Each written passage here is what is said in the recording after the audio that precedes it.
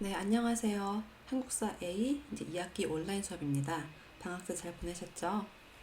2학기 때부터는 이제 한국사 A도 프린트로 수업을 할 예정입니다. 자, 그래서 이제 미리 방학 전에 드린 프린트 준비하시면 되겠고요. 오늘은 이제 2학기 프린트 1페이지, 자, 주제 21번 흥선대원군의 개혁 부분에 대해서 배우도록 하겠습니다. 이제 프린트로 수업을 할 때 필기 같이 하시면서 수업을 들으시면 되겠습니다. 자, 우리가 이제 1학기 때에는 전 근대사를 배웠었죠. 그러니까 구석기 시대, 선사 시대부터 조선 후기까지 긴 시간을 배우시느라 고생을 하셨다면 2학기 때부터는 이제 근대사를 배우시게 돼요. 자, 한국사에서 근대사라 함은 오늘 배우는 흥선대원군이 집권한 시기부터 이제 해방 전까지를 얘기를 하는데 한국사 A 같은 경우에는 대원군부터 이제 1910년 경술국치, 즉 일제강점기 전까지의 내용을 이제 차근차근 배우시게 될 겁니다. 자, 그래서 일단 오늘은 먼저 1번 대원군의 개혁부터 보도록 할게요. 자, 주제 21번 흥선대원군의 개혁. 자, 1번 보시면 자, 19세기 후반 동아시아 정세라고 나오죠. 갑자기 웬 세계사가 나오나 하실 텐데 이제 근대사가 되면 사실 정근대사에서는 어떤 세계사의 흐름, 동아시아도 그러지만 세계사의 어떤 그런 정세가 한반도 역사에 영향을 미치지는 않았죠. 자, 하지만 이제 근대사가 되면은 세계사의 어떤 흐름 또는 동아시아의 정세가 한반도 역사, 조선의 역사에 많은 영향을 미치게 됩니다.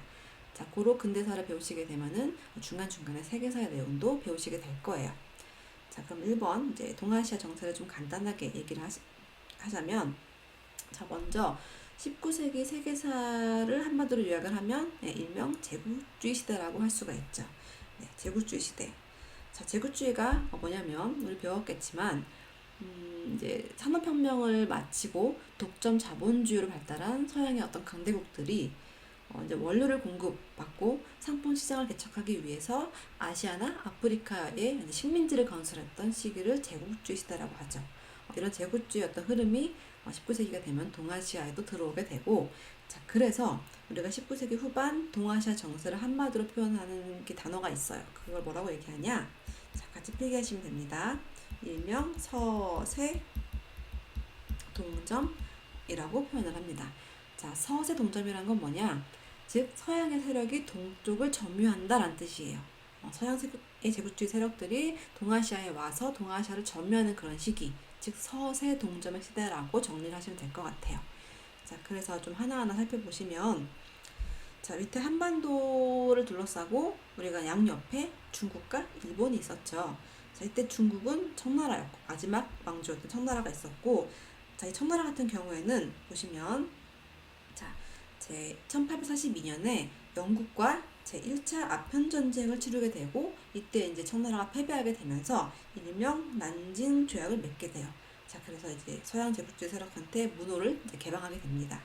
자, 그리고 1860년에 영국 프랑스 연합군에 의해서 제2차 아편전쟁을 치르게 되고, 이때 마찬가지 청나라가 패배하게 되면서 베이징 조약을 체결하게 됩니다. 자, 그래서 이런 두 조약으로 인해서 청나라가 이제 문호를 개방을 하게 되죠. 특히 2차 아편전쟁 같은 경우에는 조선에 큰 충격을 주게 돼요. 왜냐하면 이때 청나라의 수도였던 베이징이 함락을 당하게 돼요. 조선의 입장에서 청나라는 굉장히 큰 강대국이고 가장 큰 대국이었는데, 그 대국의 수도였던 베이징이 서양 세력한테 함락을 당했다는 소식은 정말 큰 충격으로 다가오게 되죠. 자, 그래서 굉장히 긴장이 이제 높아지게 되고요. 자, 일단 이제 청나라도 이제 문호를 개방하게 되면서 이제 자신들의 어떤 개혁을 하게 되겠죠. 그래서 청나라가 했던 대표적인 개혁은 바로 양무운동입니다. 이 양무운동은 다시 또 배우시게 되겠지만 한마디로 표현하면 점진적인 개혁이라고 할 수가 있어요. 그러니까 중국의 어떤 정치 제도, 사상, 종교 이런 것들은 그대로 둔 채 서양의 어떤 과학 기술, 군사 기술만 수용하자라는 어떤 방향의 개혁이라고 할 수 있습니다. 자, 반면에 일본 같은 경우에는 이때 일본은 이제 임진을 한 이후에 등장했던 에도 막부 기억나시죠? 에도 막부가 이때까지 이제 이어지고 있었고요. 이 에도 막부도 결국에는 미국의 어떤 그 제국주의 세력에 굴복하게 됩니다. 자, 이때 미국에서 이제 페리호라는 이제 함대를 보내게 돼요. 그래서 페리호가 일명 포함 외교를 통해서 일본을 굴복시키고 문호를 개방하게 되는데, 이때 포함유의 뜻이 뭐냐면 이 포자가 그 대포의 포자예요. 그래서 함대에 대포를 장착하고 와서 포를 쏘면서, 한마디로 막 주먹으로 때리면서 강제로 위협을 가하면서 그 문호를 개방하는 외교를 포함 외교라고 하는 거죠. 그러니까 말이 좋아서 사실은 되게 강제로 하는 거죠. 자, 그래서 이때 일본도 미국 페리오의 포함 외교에 굴복을 해서 결국 미일수 통상조약을 맺게 되고, 이때 일본도 미국에 의해서 문호를 개방하게 됩니다. 무방비하게 이제 문호를 개방하게 되는 거죠. 자, 고로 일본도 이제 개혁을 단행하게 되는데, 일본의 대표적인 개혁은 아시다시피 유명한 메이지 유신이라는 개혁이에요. 이거는 양무운동과 반대로 굉장히 급진적인 개혁이었죠. 그러니까 서양의 어떤 정치 제도, 사상, 종교 이런 모든 거를 다 개혁을 했던 메이지 유신을 단행하게 됩니다. 자, 거기에다가 중요한 사건이 이제 생기는데요. 조선 그 두만강 바로 머리 위, 바로 위에 러시아라는 서양 제국주의 세력이 들어오게 됩니다.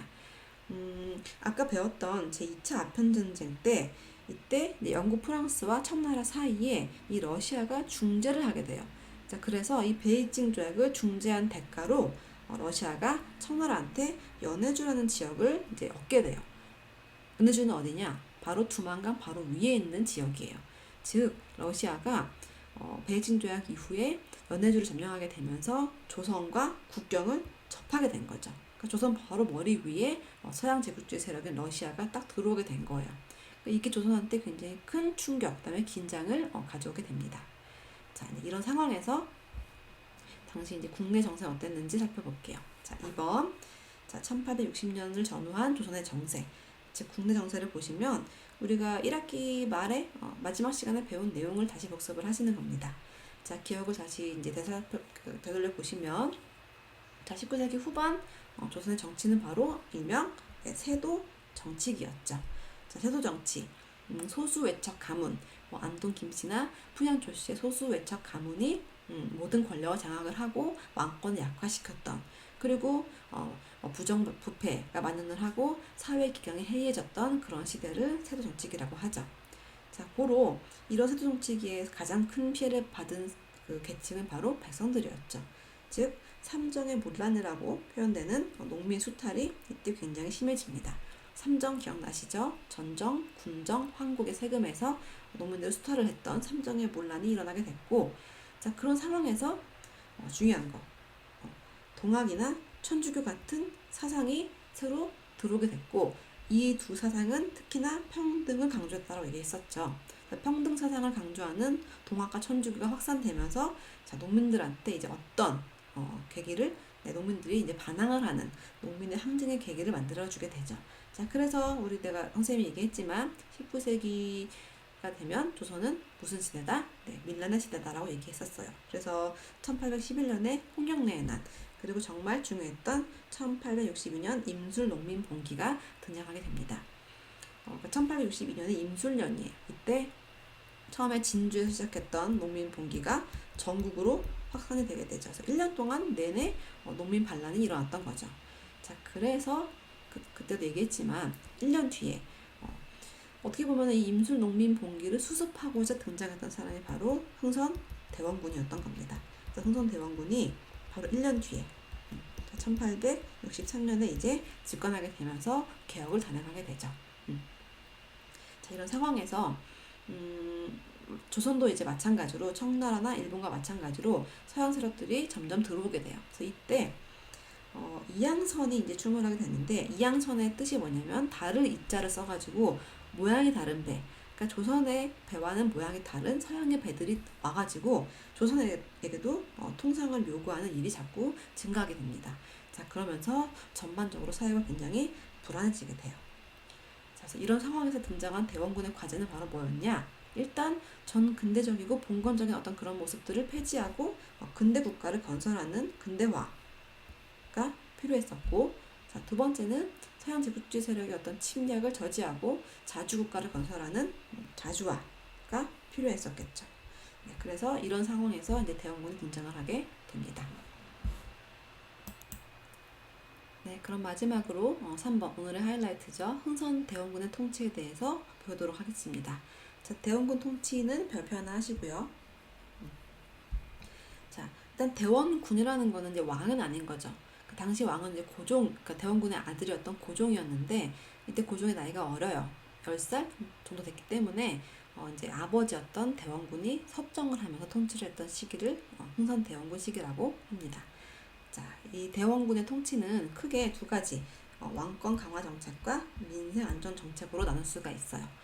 자, 그럼 먼저 왕권 강화책을 하나하나 살펴보도록 하겠습니다. 자, 일단 그동안 왕권을 약화시키고 사회 기강을 문란하게 했던 세도 정치를 이제 종식하게 되죠. 자, 그래서 그동안 정권을 장악했던 뭐 안동 김씨나 풍년 조씨 같은 외척 가문들을 정계에서 쫓아내게 되고요. 그동안 빚을 보지 못했던 인재들을 능력에 따라서 등용을 하게 됩니다.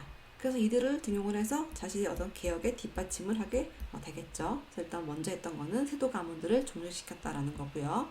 두 번째, 정치기구를 개혁을 하게 되는데 이제 그동안 우리 1학기 때 배웠지만 조선 후기가 되면은 원래 의정부 요조체제가 유명무실화가 되고 원래는 임시기구였던 비변사가 강화가 되죠. 그러니까 비변사라는 기구는 원래 변방의 어떤 소요를 대비하기 위해서 만든 임시기구였는데 전쟁, 양난을 거치면서 이 기구가 강화되게 됐고 정식 기구로 이제 등장하게 돼요. 자, 그래서 정치, 경제, 사회, 문화뿐만 아니라 군사적 기능까지 모두 장악을 담당을 하는 비변사가 강화가 됐고 문제는 이 비변사를 누가 장악을 했다? 세도 가문들이 장악을 하게 되면서 왕권을 약화시키는 어떤 계기가 되죠. 자, 그래서 대원군은 왕권 강화를 왕권을 약화시키고 세도 가문들의 어떤 정치력을 강화시켰던 비변사를 축소하게 돼요. 거의 폐지하게 될 정도로 축소를 하게 되고, 자, 비변사에서 가지고 있었던 정치와 군사의 기능을 이제 분리해서 정치는 다시 어디로? 의정부로 다시 부활을 시키죠. 정치는 의정부에서 다시 하도록 하고, 자, 군사는 삼군부라는 새로운 기구를 만들어서 군사를 담당하게 하죠. 자, 다 정리하시면 왕권을 약화시켰던 그리고 세도 가문들의 정권을 장악하게 했던 비변사를 축소시켜버리고 정치는 다시 의정부로 군사는 상군부로 부활시켰구나 라고 정리하시면 되겠습니다. 자, 세 번째는 이렇게 개혁을 하고 난 다음에는 이 개혁을 법으로 못을 박아버려야 되겠죠. 자, 그래서 마지막으로 법전을 정리하게 됩니다. 그래서 조선의 마지막 법전, 자, 대전, 회통 이라는 법전을 정리를 하게 됩니다. 자, 네 번째 보시면, 자, 이제 대원군이 왕권 강화책으로 강조했던 게 바로 뭐였냐? 경복궁을 다시 중건하는 사업을 하게 되는 거죠. 자, 경복궁 우리 배웠지만 조선이 등장하게 되면서 조선 태조 때 세워진 조선을 상징하는 궁궐이었죠. 자, 그런데 이 경복궁이 언제 불타죠? 임진왜란때 불타게 돼요. 자, 임진왜란은 우리 배웠지만 1592년이었죠. 그리고 대원군 집권이 1863년이에요. 거의 한 300년 가까이 경복궁이 불탄 채로 그대로 남아있었던 거죠. 그 이유가 뭘까요? 경복궁을 다시 세우기에는 너무 돈이 많이 들고 백성들의 노역을 징발해야 됐기 때문에 무리가 있었던 거예요. 그동안 300년 동안 이 경복궁은 불에 탄 채로 그런 폐허의 모습 그대로 남아있었던 거죠. 근데 그게 이제 대원군이 보기에는 뭔가 실추된 왕실의 모습이랑 비슷해 보였던 것 같아요. 그래서 대원군은 무리가 되더라도 왕실의 어떤 권위를 회복하기 위해서 경복궁을 다시 세우게 됩니다. 자, 아까 얘기했지만 이게 굉장히 큰 무리가 따르게 되죠. 보시면 두 번째, 일단 돈이 필요하니까 백성들이나 특히 양반들한테 강제로 기부금을 징수하게 돼요. 그러니까 원래 기부금이라는 거는 이제 원에서 납부하는 거잖아요. 그래서 원래 이 원납전이라는 그 말의 뜻은 원에서 납부하는 돈이다 라는 기부금이었는데 문제는 강제로 징수하게 되죠. 돈을 마련하기 위해서 강제로 원납전을 징수를 했고요. 자, 두 번째는 이래도 돈이 부족하니까 고액 화폐를 억지로 만들어요. 그러니까 당백전이라는 화폐를 만드는데, 그러니까 당시 이제 상평통보라는 그 화폐가 이제 기존 화폐였는데 이것보다 한 대여섯 실질 가치는 한 대여섯 배밖에 안 되는 그 돈을 100배의 어떤 명목 가치로 올려가지고 고액 화폐를 발행하게 되는 거죠. 그러니까 지금 우리가 이제 5만 원짜리가 가장 큰 화폐의 단위죠. 근데 500만 원짜리 화폐를 만들어 버리는 거예요. 결국 이게 뭘 초래하게 될까요? 결국에는 이제 인플레이션을 초래하게 되는 어떤 폐단을 가져오게 됩니다. 어쨌든 간에 돈이 필요하니까 원납돈을 강제로 징수하거나 당배전이라는 고액 화폐를 발행을 해서 돈을 마련하게 되죠. 자, 세 번째는 이때 당시 이제 건물은 주로 이제 나무로 지었잖아요. 근데 그때 가장 질이 좋은 나무가 어디에 있었냐면은 양반들이 조상을 위해서 이제 묻은 묘지림에 좋은 나무가 많았었나 봐요. 그래서 이때 좋은 나무를 가져오기 위해서 양반들의 묘지림을 벌목하는 그런 일을 하게 되고 양반들이 크게 반발을 했겠죠. 자, 게다가 당연한 일이지만 백성들의 노역을 징발하게 됩니다. 백성들이 이 경복궁을 중건하기 위해서 많이 동원이 돼요. 굉장히 힘들었겠죠. 자, 결론은 뭐냐? 이 무리한 사업을 시행한 결과 양반과 백성들의 불만을 초래하게 돼요. 모든 계층의 불만을 초래하게 됩니다. 그리고 당백전 난발로 물가, 인플레이션이 폭등하게 되면서 경제가 굉장히 어려워지게 되죠. 고로 경복궁 중건 때문에 이따 배우시겠지만 대원군이 물러나게 되는 계기가 됩니다. 자, 그 다음 다섯 번째는 서원을 정리하게 돼요. 자, 서원이라는 거는 원래는 그 지역에 있는 선현을 제사 지내고 봉사하고 그다음에 그 지역의 유생들을 교육시키는 그런 학문의 기관이었는데 문제는 뭐냐? 이 서원이라는 이 기구가 조선 후기가 되면은 면세 면역의 특권을 가지게 되면서 국가 재정을 악화시키는 그런 어떤 역할을 하게 돼요. 그리고 백성들을 막 수탈하게 되는 거죠. 자, 그래서 게다가 거기에다가 이 서원이 어떤 붕당 정치의 어떤 폐단을 야기시키는 또 역할을 하게 돼요. 자신들의 어떤 정당의 여론만 반영을 하게 되는 거죠. 자, 그래서 대원군이 이런 붕당 정치의 폐단도 일소시키고 왕권도 강화시키고 특히 국가 재정을 확충하기 위해서 당시 서원이 한 600개가 넘게 있었는데 그 600개가 넘는 서원을 몇 개만 47개만 빼고 다 폐지해버려요. 그럼 누구의 반발이 컸을까요? 양반 유생들의 반발이 굉장히 컸겠죠. 그래서 이것 또한 대원군의 어떤 하야를 대원군에 물러나게 되는 큰 계기가 됩니다.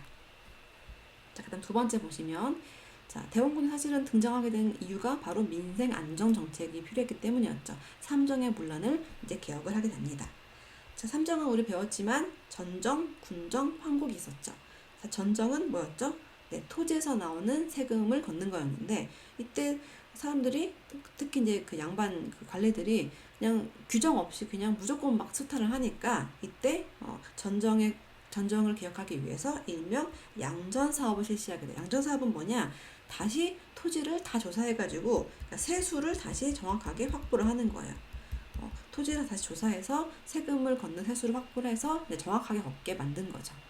자, 두 번째 군정은 뭐냐? 자, 일명 후포제라는 것이 실시하게 됩니다. 자, 군정은 이제 군역이죠. 성인 남자들한테 군대 대신에 포를 받는 거였는데 우리 배웠지만 조선 후기가 되면 신분제가 동요가 되게 되면서 양반의 수가 크게 늘어나게 돼요. 그 농민 수가 줄어들죠. 근데 양반들은 면역 특권을 가지고 있어요. 그러다 보니까 남아있는 농민들이 너무 힘든 거예요. 자, 그래서 이제는 더 이상 남아있는 농민들한테만 군포를 받을 수가 없기 때문에 누구한테도 양반한테도 군포를 징수했던 호포제를 실시하게 됩니다. 자, 이것도 마찬가지로 양반들의 반발을 가져오게 되겠죠. 자, 마지막 황곡은 우리 배웠지만 원래는 빈민구제 정책으로 이제 봄에 춘궁기 때 곡식을 빌려주고 추수기 때 이자를 받는 그런 빈민구제였는데 이 이자가 세금으로 변신했다 그랬죠. 자, 그러다 보니까 너무 부정부패가 많다 보니까 대원군은 이 황곡 자체를 없애버리고 일명 사창제라는 어떤 개인, 그러니까 국가가 하는 게 아니라 사창제는 마을 단위에서 이제 개인적으로 하라고 하는 거죠. 그러니까 관리들이 중간에서 뭔가 부정부패를 저지르는 것을 방지하기 위해서 황국 자체를 폐지하고 사창제, 마을에서 알아서 사창제를 해라라고 이제 바꿔버립니다. 이렇게 전정, 군정, 황국의 삼정을 개혁을 하게 되죠. 그 사실은 대원군 때 삼정이 삼정의 문란에 굉장히 크게 개선이 된다고 봅니다. 자, 그래서 마지막 보시면 이렇게 대원군 통치는 왕권 강화책과 민생 안전 정책으로 나눠서 구분하시면 되고요. 의나 한계는 각자 읽어보시면 될 것 같아요. 네, 오늘은 여기까지 수업을 하겠고 이제 오프라인 수업 때 교과서에서 다시 한번 정리를 하도록 하겠습니다. 네, 수고하셨습니다.